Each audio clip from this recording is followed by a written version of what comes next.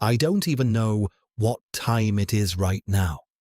Somewhere past midnight, I think. The lamp over there gives just enough light to keep the dark from pressing all the way in. I've been sitting here a while, long enough for my hip to start complaining, long enough for the coffee to go cold, long enough for all those things I don't let myself think about during the day to come creeping back to the edge of my mind, where they always wait. They always wait.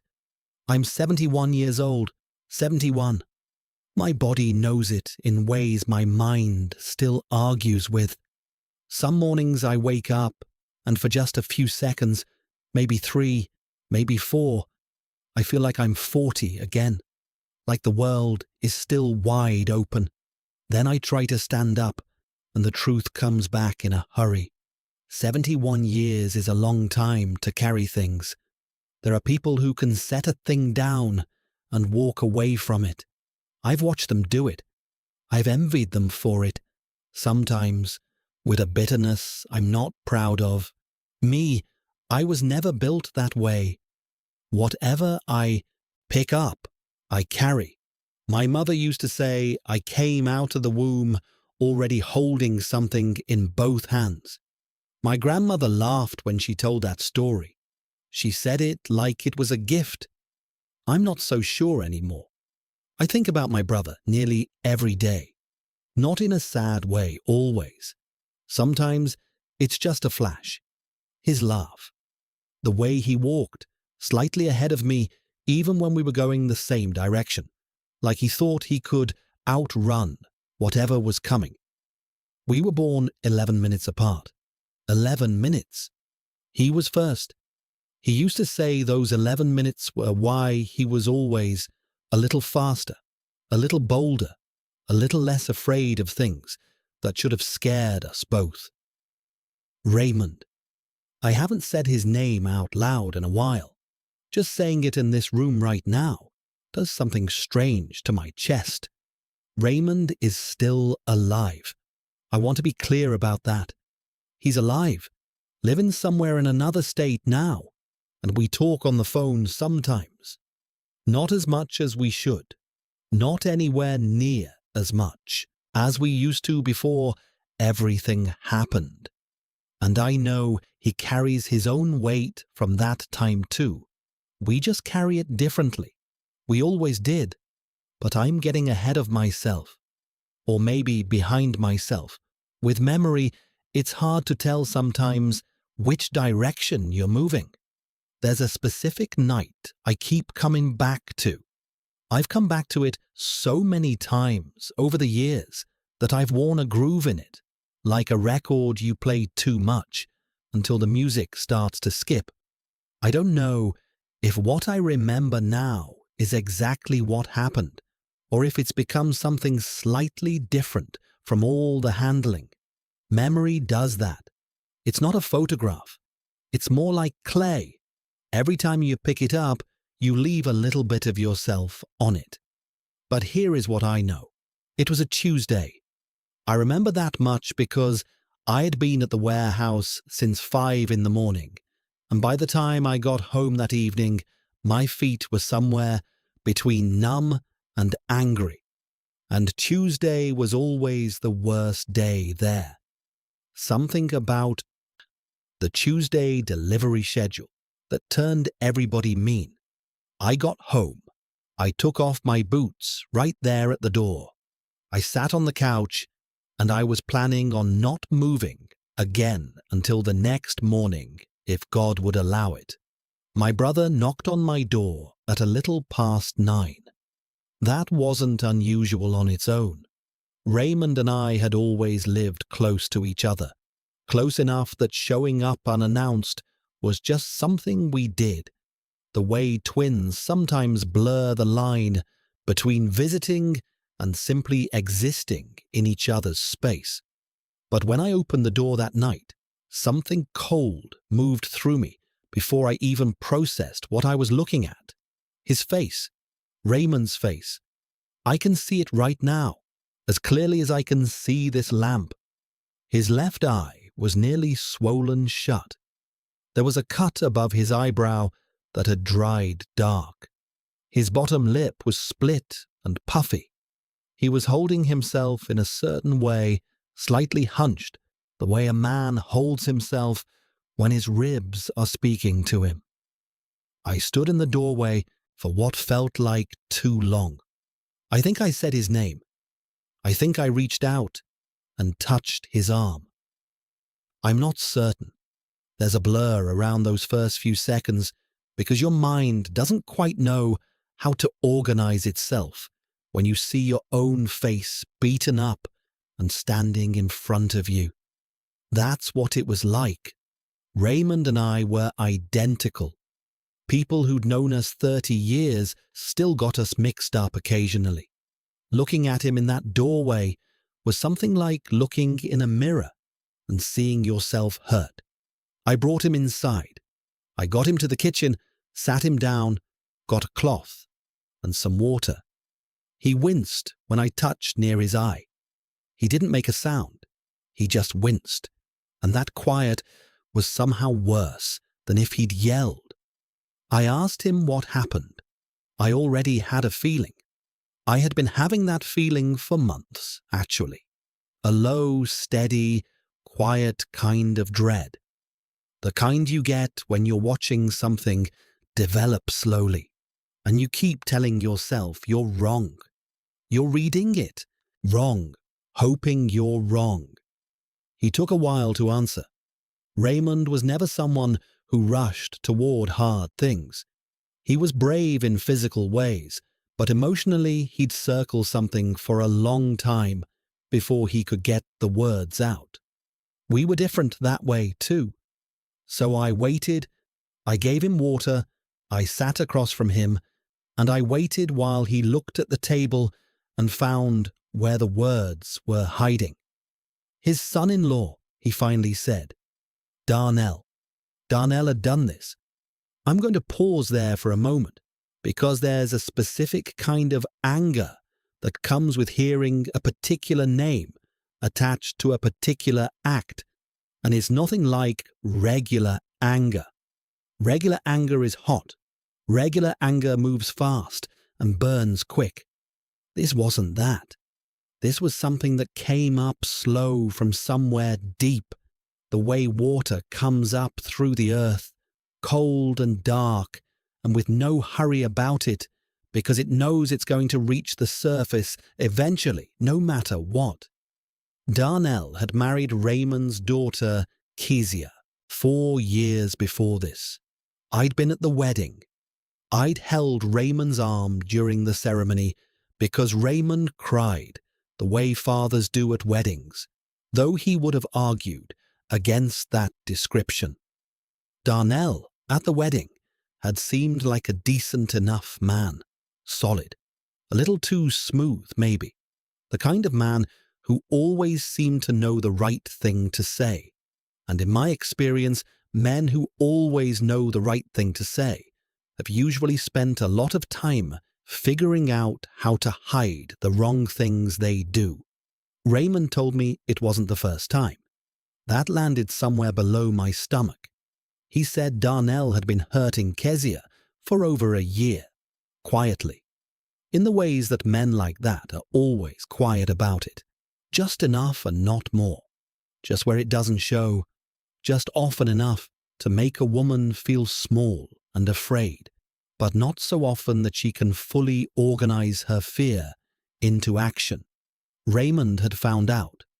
The way fathers find out, meaning Kezia told him something one day that was only a piece of the truth, but was enough of a piece that Raymond could see the shape of the whole. Raymond had gone to talk to Darnell, and Darnell apparently wasn't the talking type.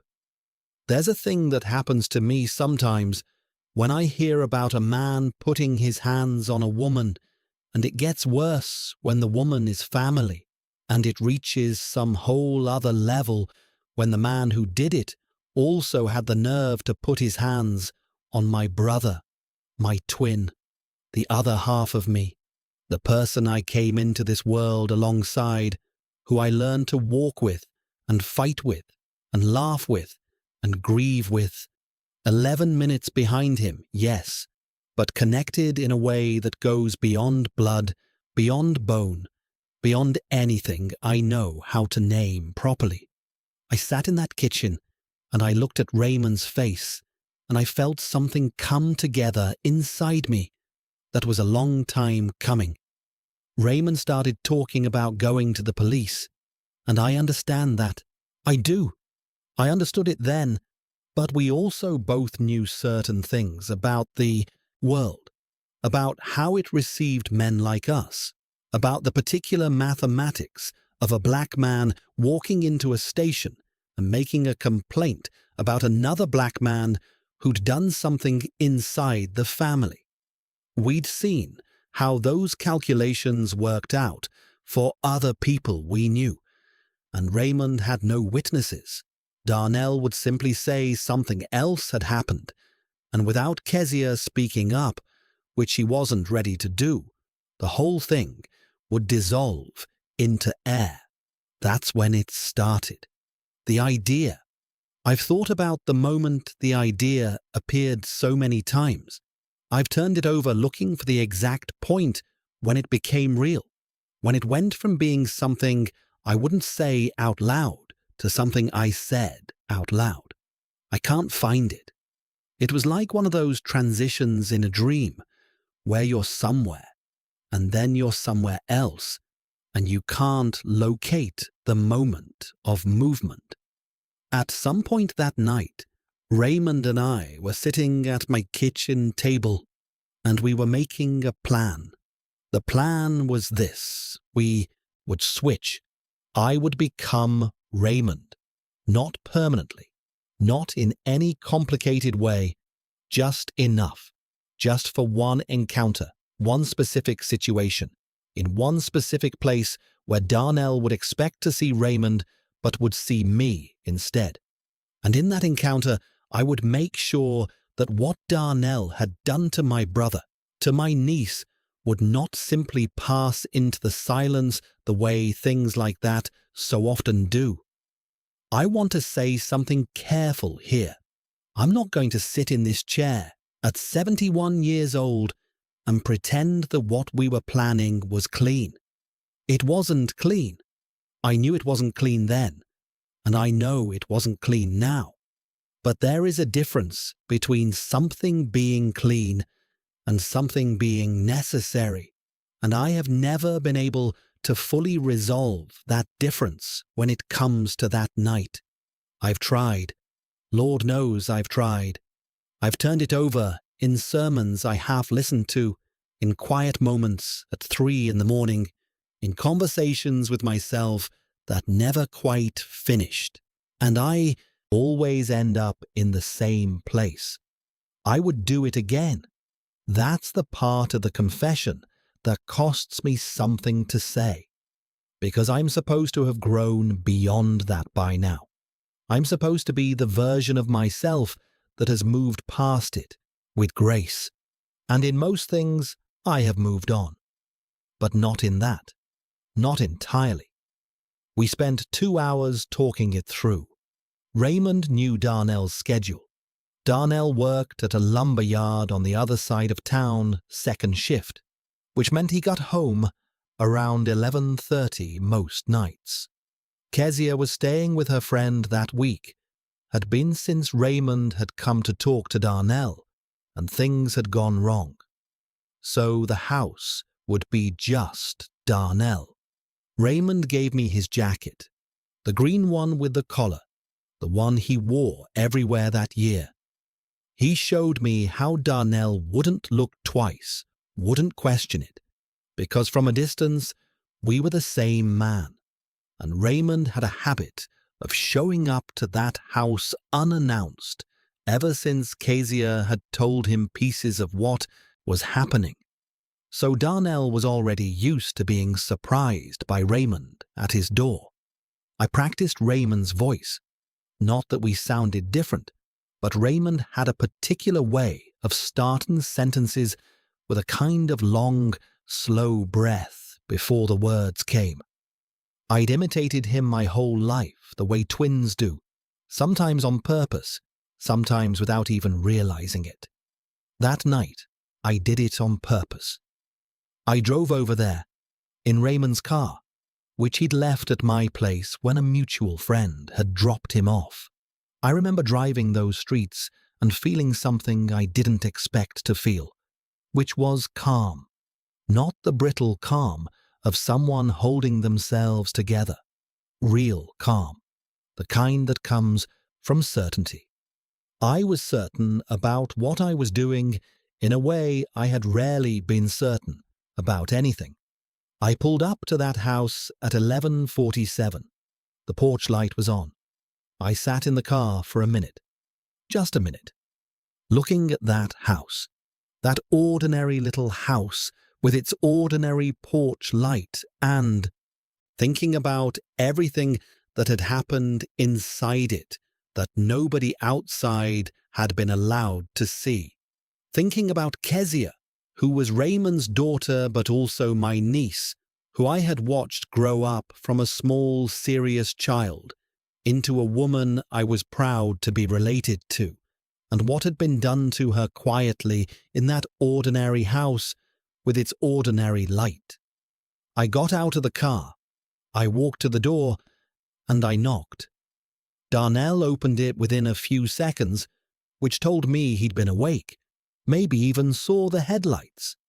He looked at me, and what crossed his face first was surprise, and then something that tried to become confidence, the way a man reorganizes his expression when he thinks he has the advantage. He thought I was Raymond.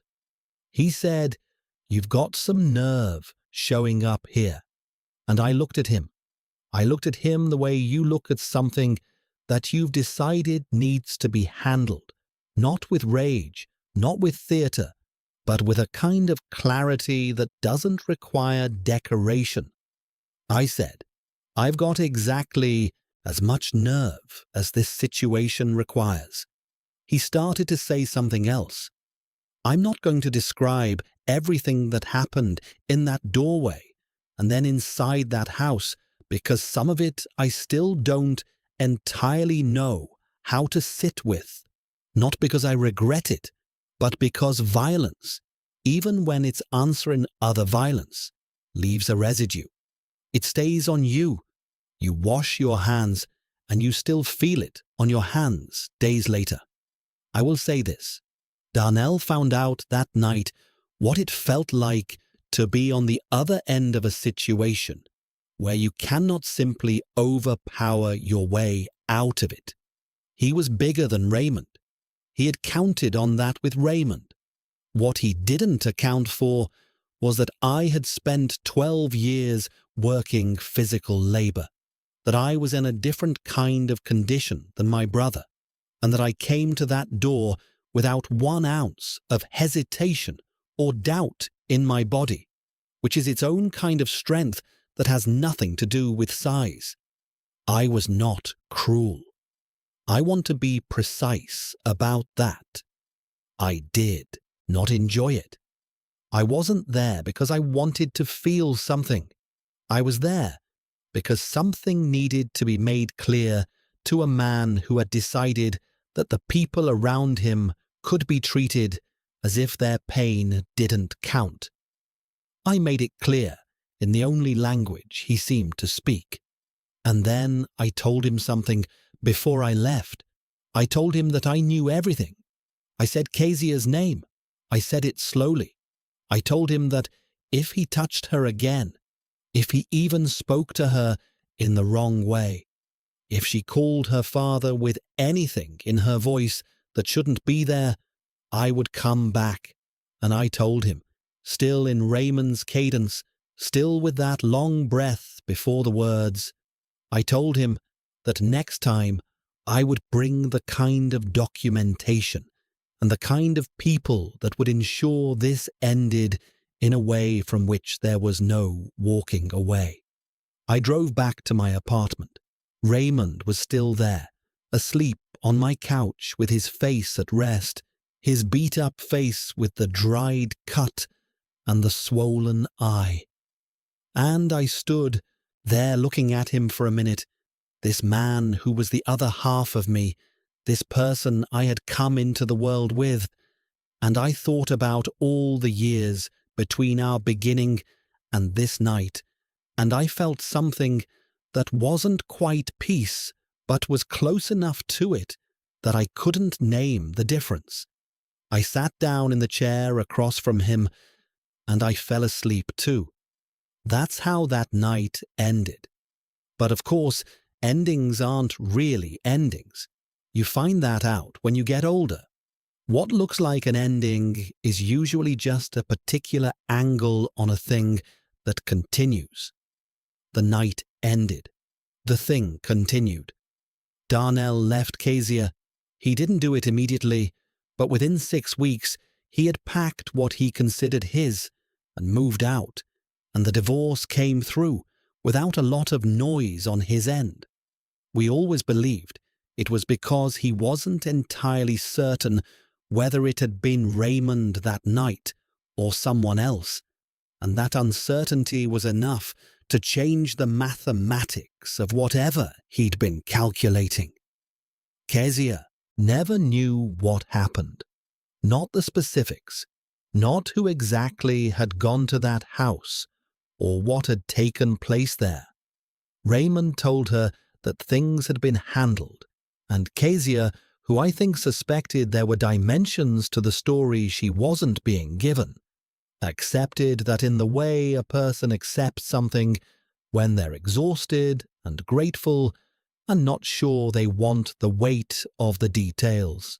She rebuilt herself, slowly, the way people do. She's a different kind of strong now, the kind that comes from having been through something and deciding to remain standing. I see her a few times a year. She calls me Uncle James, and when she hugs me, there's something in it that feels like she knows more than she's said and is grateful for it. I've never told anyone the whole of it, not in full. Not until right now, sitting here in this quiet room, talking into the dark. Raymond and I talked about it once, a few months after. Just once. We were at a diner, middle of a regular afternoon, and he looked at me across the table and said, "James, I need to ask you something." And I said, "Ask." And he said, "Are you all right?" Not did it work, not what happened, just are you all right? I told him I was fine. I told him not to worry about it. He nodded. He looked at his coffee. He said, "You know I would have found another way eventually." I said, "I know." He said, "You didn't have to do that." I said, "I know that too." He didn't say anything else about it, and neither did I, and we never went back to it directly after that. But there was something between us after that night that was different from before, not worse, not damaged, just different, like a room you've rearranged. Everything is still there, but the furniture is in other places, and you have to relearn where things are in the dark. I wonder sometimes what Darnell is doing now. I genuinely do, not with any heat left in it, just the kind of idle wondering you do about people who passed through and left a mark.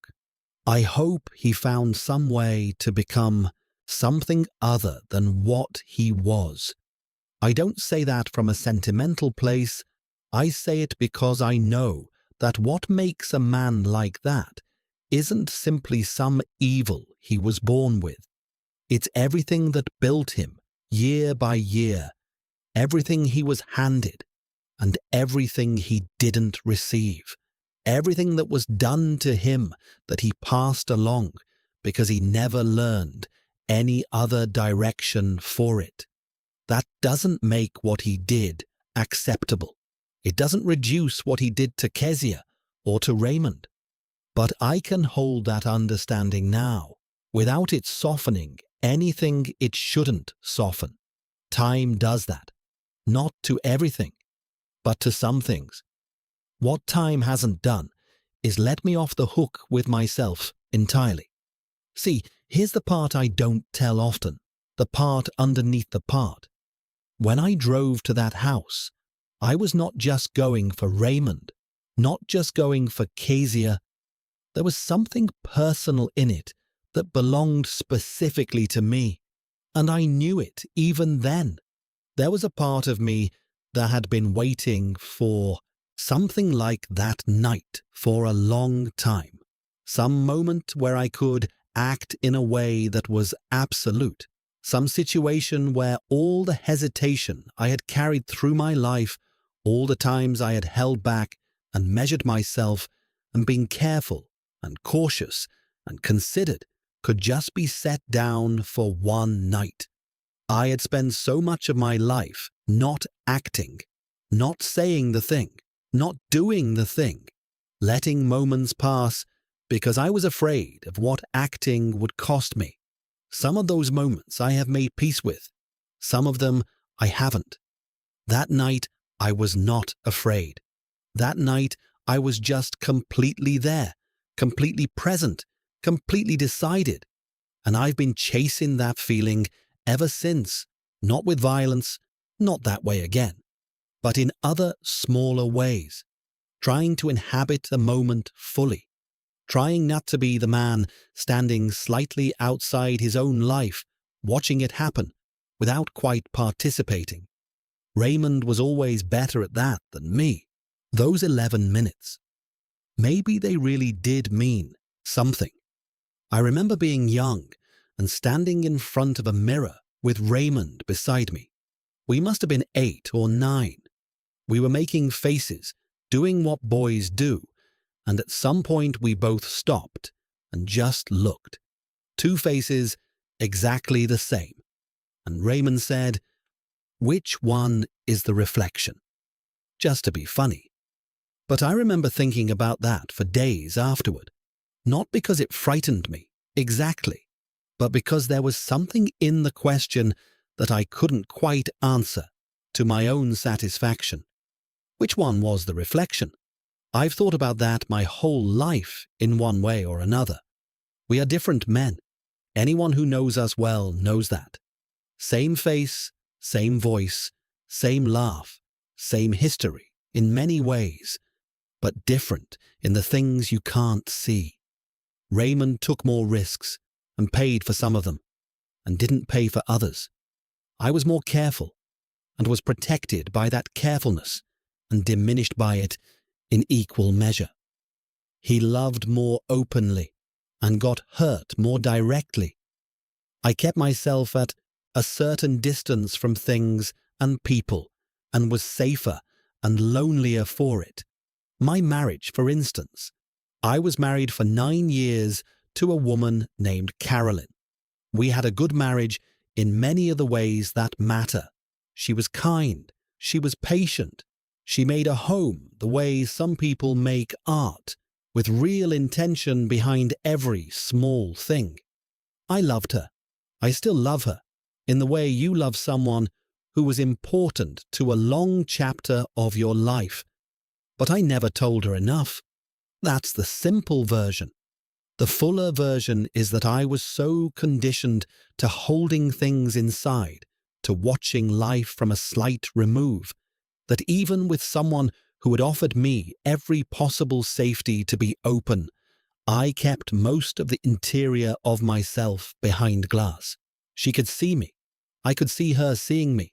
I watched her trying to reach through the glass, and I watched myself not moving toward her hand. And I don't know, even now, exactly why I couldn't. We parted without cruelty. She found someone else eventually, someone who wasn't behind glass. And I was glad for her, genuinely. That surprised me, actually, that it wasn't more bitter. I think I knew, even as we were separating, that it was the right thing for her, that she deserved someone present in a way I hadn't figured out how to be. Raymond, when I told him about Carolyn and me, cried before I did. That was Raymond. He felt things on behalf of other people sometimes more immediately than they felt them themselves. He said, "James, you have to stop protecting yourself so much. You're going to run out of time." I told him I was fine. I said what I always say. He gave me that look he has, that identical to my own face look, with something in the eyes that I have never been able to produce in my own face, no matter how I try, because it requires a kind of openness I don't naturally have. He said, "I know you're fine." That's not the same thing as being all right. I didn't know what to say to that. I still don't, fully. After the divorce, I lived alone for about 7 years. I had friends. I wasn't isolated. I went to church for a while, not from deep faith particularly, but from a need for something communal, something that made Sunday morning into a place rather than just a day. I had Raymond when our lives allowed for it. I worked. I kept a small garden in the back of the house I rented because something in me needed to tend to living things without any complication in the relationship. Those were quiet years. Not unhappy. I want to be accurate about that because there's a version of this story where the lonely bachelor is miserable, and that's not quite right. I found a particular kind of peace in my own company during those years. I learned things about myself that I couldn't have learned in the noise of a marriage or a full life. I read more. I cooked slowly. I watched the garden go through its seasons and found something in that repetition that settled my mind. But I also came to understand that I had made certain choices over a long period of time that had compounded into a life, and that some of what I like to call my character was actually fear dressed in respectable clothing. That's a hard thing to sit with. Not devastating, just hard. When I think about that night with Darnell, which I do, still, even now, one of the things that gets me is how clear it was, how unambiguous. There was the situation, and there was what needed to be done, and I did it. No second guessing, no standing outside myself watching, no glass between me and the moment. I was simply in it. Life almost never offers you that. Almost never. Usually it's complicated, layered, uncertain, shot through with context you don't fully understand. The right thing and the necessary thing and the kind thing point in 3 different directions, and you have to find something in the middle. I'm not saying that night was simple in moral terms. I already said I can't fully clean it. But in the specific sense I'm talking about, in the sense of inhabiting a moment, it was the clearest thing I've done. And I keep measuring other moments against it. Keep looking for that kind of presence in smaller things. In a conversation with someone who matters. In a moment where something true could be said, and I feel the familiar pull toward silence. Sometimes I manage it, more often lately, which I suppose is something. You'd think it would go the other direction with age, that clarity would retreat as the body does. But it hasn't entirely. Maybe I've run out of patience with myself in certain ways. Maybe I've accumulated enough regret that adding more has started to seem like a worse option than whatever discomfort the truth requires. Raymond called me last month. We talked for a long time, longer than usual. We talked about nothing important for a while, the way brothers do, going from one small thing to another, without any particular destination. And then, at some point, he said, "Remember that time?" I knew what time he meant, immediately. I said, "Yeah." He was quiet for a moment. Then he said, "I was so ashamed. Coming to your door like that. I was so ashamed. I said, "Raymond." He said, I know what you're going to say.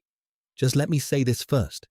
He said, there was a part of me that was relieved when you left that night. Not just because of Darnell, because you were going to do what I couldn't make myself do. And I've thought about whether that makes me a coward. I told him it didn't. I told him he went to that man's house knowing what might happen, and that took more of a certain kind of courage than most people have. He said, you went knowing what would happen, and you went anyway. I said, I had less to lose than you did. He thought about that. He said, maybe. Then he said, you know, Kezia asked me once, she said, Daddy, what really happened that night? And I told her that her uncle loved her and had handled it. I felt something shift in my chest when he said that. Kezia knowing, even in outline, even as a thing she's been given without the details, that someone who loved her had decided she was worth protecting, worth going to that door for, worth not letting pass into silence. I don't know why that hits me as hard as it does. Maybe because it's the version of love I was always better at than the other kind, the quiet kind, the kind done in someone's absence, the kind that doesn't announce itself. I wasn't good at being present in the ways I should have been, in marriages, in daily conversations, in all the ordinary moments that make up the texture of a life. But that kind of love, the kind you do in the dark for someone who may never know the full story, that I know how to do. Whether that balances anything, I genuinely don't know. I think about Raymond's face in that doorway, beaten, holding himself careful around his ribs, looking at me with something in his eyes that was part shame and part pain and part something else, something that was the twin thing, the particular communication that exists between people who came from the same place at the same time, who share something that doesn't have a name exactly. He was telling me something with that look that he couldn't say in words, and I understood it completely without translation. He was saying, I need the other half of me. And here's the thing I've never said to anyone, the thing I'm only able to say right now in this quiet room at whatever hour this is. I needed him too. I needed to be needed like that. Not in a weak way, not from emptiness, but because there are so few moments in a life when someone reaches for you in a way that is completely real, completely without performance, completely urgent. Raymond standing in my doorway wasn't choosing me because I was convenient or capable. He was choosing me because I was the only one in the world who was me, and he was the only one in the world who was him. And for that one night, those two things needed to be together. 11 minutes behind him. My whole life, 11 minutes behind him. Watching him go first. Watching him lead.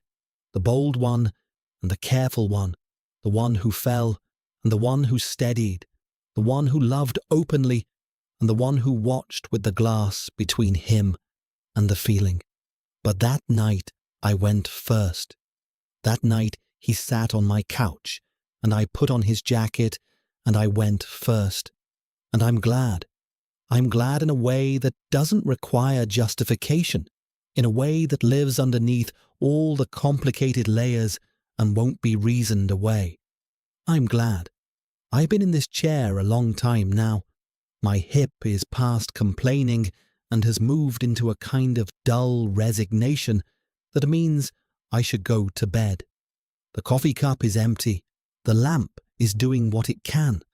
I think about what it means to be a twin, to move through a life with someone who is and isn't you, to share a face without sharing everything that makes a face a face. We are the same, and we are not the same, and both of those things are true simultaneously and always have been. Raymond got hurt, and I felt it in my body. I put on his jacket, and for a few hours the world received me as him, and I didn't argue. Not because I wanted to be him, because I loved him. That's the core of it. All the planning, all the switching, all the driving through those streets at night with the certainty in my chest, it was all just love. Complicated, imperfect, slightly dangerous love, but love. I wish I'd been better at that kind of love in the other areas of my life. With Carolyn. With the friends who drifted because I didn't reach back. With myself, even. I've been as much behind glass with myself as with other people, watching my own life with that slight remove, protecting myself from my own feeling. Raymond never had that problem. Raymond has too much feeling sometimes. It has cost him and enriched him in equal and opposite measure. I've been watching that equation from across the table my whole life, never quite figuring out how to get to the other side of it. But there was that one night. There was that one night when I crossed over. It's enough, I think. Or it has to be. You reach a certain age and you start settling accounts. Not in a dramatic way, not in a way that requires other people's participation, just privately, internally, measuring what you were against, what you might have been, counting what you gave against what you held back, trying to find a final number that you can sit with. My number is complicated. It's complicated by everything I didn't say to Carolyn, by the garden I let go unattended in the years after she left, by the grandchildren I don't have because I never stayed in one place emotionally long enough to build toward them. It's complicated by the ways I've let Raymond down in smaller, quieter ways over the years, the calls I didn't make, the visits I postponed, the things I should have said in the diner that day instead of whatever I said. And it's complicated by that night, not in a way that cancels the other things, but in a way that adds weight to the other side of the scale. A way that says, at least once, you were entirely there. At least once, you took off the glass and walked through the thing without flinching. Kezia said something to me, must be 10 years ago now. She was going through something else entirely. A hard time at work, a friendship that had turned sour. Nothing to do with any of this. We were having lunch somewhere, and she said, out of nowhere, she said, "Uncle James, do you ever feel like you're two people?" I looked at her.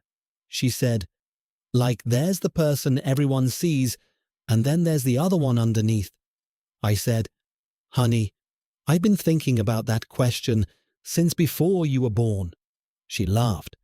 That Raymond laugh, quick and full, and I thought about the green jacket folded in the back of my closet. I still have it, actually. Raymond forgot it that night, left it when the mutual friend came back around to pick him up, and I put it away, and somehow it never made its way back to him, and somehow I never pushed to return it. It's been in my closet for over 20 years. I take it out sometimes, not often, just when I need to remember something specific, something about what it feels like to be decided, to be certain, to be completely inside a moment, rather than watching it from the other side of something invisible. I should probably call Raymond tomorrow, not about anything in particular, just a call, just to say, I'm still here. Your other half is still here. The lamp is still doing its job. My hip has made its final argument and is now waiting for me to acknowledge it. I don't know what I'm looking for sitting here this late. Maybe nothing. Maybe just the chance to say all of this somewhere, to give it air after being carried so long. Raymond knocked on my door with his face broken open, and I answered. That's the whole story, really. Everything else is just a light coming through from different angles. I'm going to sit here a little while longer. Just a little while. There's something about this hour, the world this quiet, that lets you see things without all the noise of the day pressing in. A man's whole life can visit him in this kind of quiet, the good of it and the not good, the moments he wishes he could hold on to and the ones he wishes he could undo, the face of a woman he didn't love well enough, the face of his brother in a doorway, the green jacket in the back of the closet, all of it just sitting here with me, patient the way memories are patient, waiting the way the dark waits on the other side of a lamp. I don't know what else to say. I think I've run out of night.